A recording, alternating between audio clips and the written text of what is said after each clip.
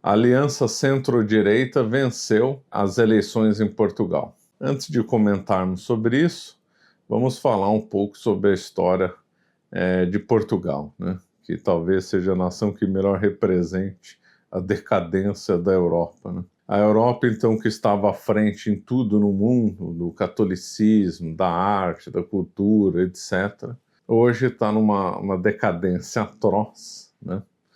Um pensamento totalmente errado. Em vez de ser a Europa ser o difusor, o grande centro de difusão de ideias boas, virou o grande centro de difusão de ideias ruins, né? Essa que é a verdade. E Portugal ilustra muito essa decadência. Então, essa nação começou com grandes feitos, né? Das navegações, eles andaram por mares nunca antes navegados, tiveram grandes poetas, grandes navegadores. Vale muito a pena ler, né, tanto os Lusíadas, de Luís Vaz de Camões, como a Mensagem de Fernando Pessoa, que retratam, né, contam a história épica desse povo. Então eles partiram para grandes conquistas, navegaram pelos mares. Só para se ter uma ideia, no Índico, a única nação que conseguia navegar era Portugal, né?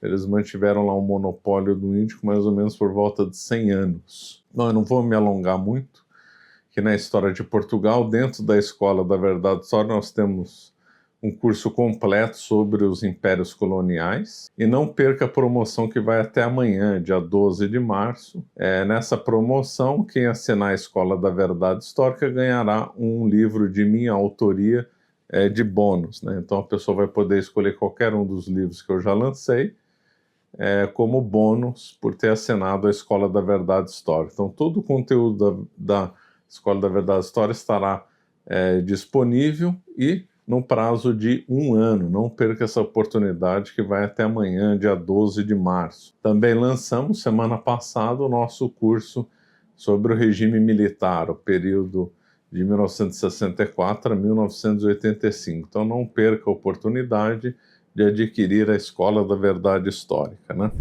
Portugal, a decadência em Portugal já varre os séculos, né? Então teve vários momentos ruins Portugal, infelizmente, depois do impulso de conquista dos mares, né? Só para ficar aqui alguns exemplos, por exemplo, Marquês de Pombal, péssimo, né? Horroroso, que gerou efeitos extremamente negativos. Depois o liberalismo do século XIX, depois o fim da monarquia, proclamação da república, no começo do século XX, em 1910, que aliás instalou uma república completamente hostil ao catolicismo. Em 1974 aconteceu a chamada Revolução dos Cravos, e aí acabou o regime de Salazar. Salazar já tinha falecido, né? Aí teve um sucessor dele, o Marcelo Caetano, e aí depois, então, tivemos a Revolução dos Cravos, que pôs fim ao salazarismo e inaugurou uma nova fase em Portugal. Uma nova Constituição foi aprovada e Portugal tornou comunidade europeia em 1986. E aí se tornou uma nação iguais às outras, né? Que então fica defendendo ecologia com exagero, pautas esquerdistas, etc. Então aquele Portugal diferente, aquele Portugal das navegações, aquele Portugal mais conservador, entre aspas, ficou para trás, né? E hoje, nação portuguesa é igual a qualquer uma das outras na Europa. E, infelizmente, lá também foi aprovado, né, o aborto. E desde 1974, com a nova Constituição, Portugal hoje é uma república parlamentarista. Alguns dizem semi-parlamentarista ou semi-presidencialista, né? Então nós temos a figura do presidente, que atualmente é o Marcelo Rebelo de Sousa, que, aliás, há um tempo atrás fez menção ao Eurique, né? Muito interessante. Isso é uma coisa rara de se ver hoje em dia em Portugal, as pessoas fazendo menção ao Eurique, né? E ele fez. Então, o presidente da República Portuguesa, no caso aí o Marcelo Rebelo de Sousa, ele convoca as eleições, e aí então a população vota né, em partidos políticos, e aí normalmente o partido que recebe a maior votação forma um governo, né? Então é assim a maioria das repúblicas parlamentaristas são assim, na Alemanha também é assim, Israel também é assim, etc. Né? Então, na realidade, a figura do presidente se aproxima um pouco do poder moderador, porque se o líder do partido vencedor das eleições não consegue formar um governo, aí então o presidente pode dissolver o parlamento e convocar novas eleições, né? Tecnicamente falando, é o presidente que indica, né, o primeiro-ministro e aprova o gabinete de ministro, mas esse só poderá cair depois com manobras do parlamento, né? Ou com algum outro fato grave que aí o presidente poderia dissolver. Portugal, então, com essa república parlamentarista, tem dois partidos que acabaram aí dominando, né? Primeiro é o Partido Socialista, que já ganhou várias eleições, e outro é o Partido Social Democrata. O Partido Socialista, obviamente, é de esquerda, né? Tido como centro-esquerda pela mídia, e o Partido Social Democrata é tido como centro-direita pela mídia. Esse Partido Social Democrata era mais de esquerda e foi evoluindo em direção a ficar mais de direita, chamada direita permitida, como se diz, né? Então, Portugal, desde o meados da década de 70, oscila de lá para cá entre a centro-esquerda e centro-direita, ou seja, não muda quase nada aí na política portuguesa. Esse último governo aí que Portugal teve na mão dos socialistas foi liderado por António Costa, que fez um arranjo dos partidos de esquerda chamado Geringonça, né?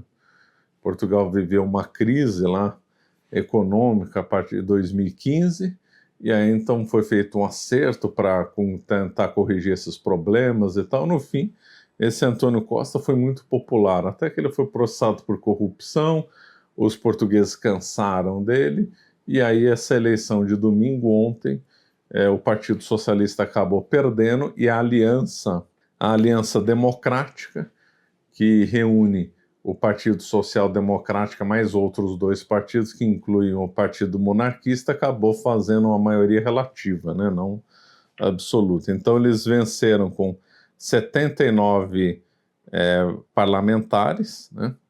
Vamos pôr aqui uns dados melhores aqui, né?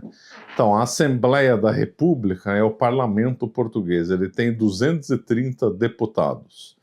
E no domingo, a Aliança Democrática, sob a liderança do Partido Social Democrata, fez 79 parlamentares. O Partido Socialista, o que mandava em Portugal até domingo, fez 77 parlamentares. Então, a Aliança Democrática é que vai tentar formar o novo governo, né? E aí é que tá, antes de eu chegar aí no ponto, só falar o líder, né, do Partido Social Democrata é Luís Montenegro. Esse Luís Montenegro aí é o líder aí do Partido Social Democrata. Uns dizem que ele é maçom, outros dizem que não. Provavelmente né? E qual que foi a grande novidade aí dessa eleição? Foi o terceiro partido mais votado, que foi o Chega, definido pela imprensa como extrema-direita, que fez 48 parlamentares e é liderado por André Ventura. Esse suposto aí partido de extrema-direita é o que tem as melhores ideias. Tem alguns pontos ruins, claro, mas ele tem de todo o espectro político de Portugal, que é totalmente triste e deprimente, né?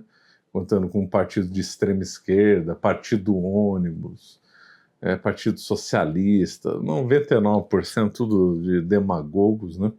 E esse Chega aí se apresenta aí como uma proposta que é o que tem as melhores propostas, porque ele é contra o aborto, contra essa agenda de gênero, etc. Né? E aí tudo que ofende a agenda esquerdista promovida pela mídia é pautado de extrema-direita, de fascista. Então todo mundo que a mídia não concorda é acusado de ser de extrema-direita, fascista. E o Chega, que tem um pensamento melhorzinho, como não atende às pautas de esquerda da mídia, já é acusado de extrema-direita, né? Sempre assim, em todo lugar do mundo, né?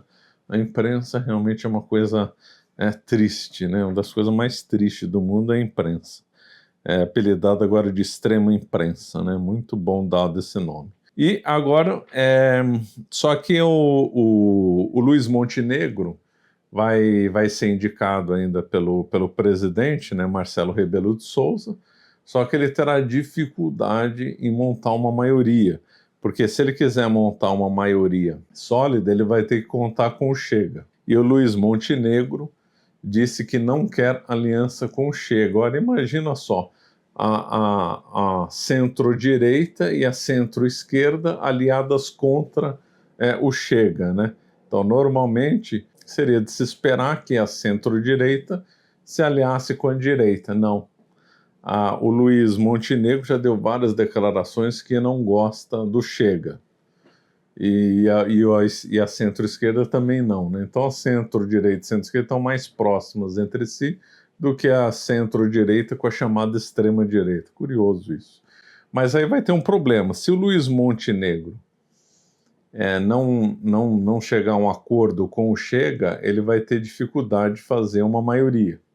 Porque se ele somar os votos 79 mais 48 do Chega, ele consegue uma maioria estável no parlamento e aí poderá governar com facilidade. Só que se ele insistir em não querer compor com o Chega, ele vai ter dificuldades em montar uma maioria. E aí como é que fica? Ele vai ter que tentar governar em minoria. Governar em minoria significa que toda a pauta proposta no parlamento vai ter que ser negociada pauta por pauta, votação por votação. Se um partido consegue uma maioria, uma coligação, uma aliança, faz uma maioria, ele aprova as leis e as pautas tranquilamente. Agora, negociar votação por votação vai levar a um governo instável, né? Então, aí pode acontecer duas coisas. Já o presidente não vê que nem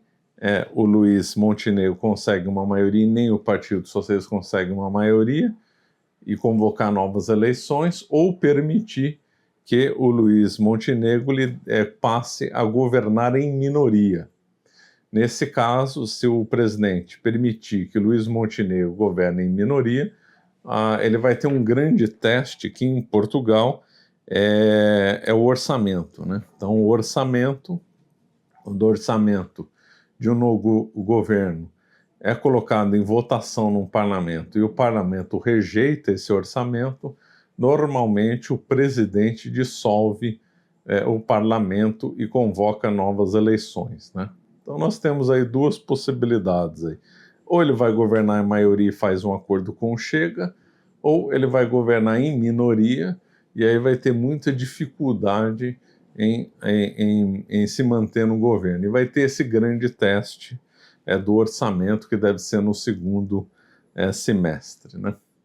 Então, o panorama em Portugal, assim como na Europa em todo, é horroroso do ponto de vista político, no ponto de vista das ideias, só que ontem surpreendeu, né, com a ascensão do Chega, que entre todo o espectro político de Portugal é o menos ruim, né, que até que ele tem até que boas ideias aí, tirando alguns pontos outros aí errados, ele tem aí algumas ideias muito boas, né? Quer aumentar também a punição para criminosos e tal. Ele tem um lado ruim, que é um lado xenófobo, preconceito contra imigrantes, etc. Mas tem um lado bom contra a agenda de gênero, contra o aborto, aumento de pena para criminosos, etc., né?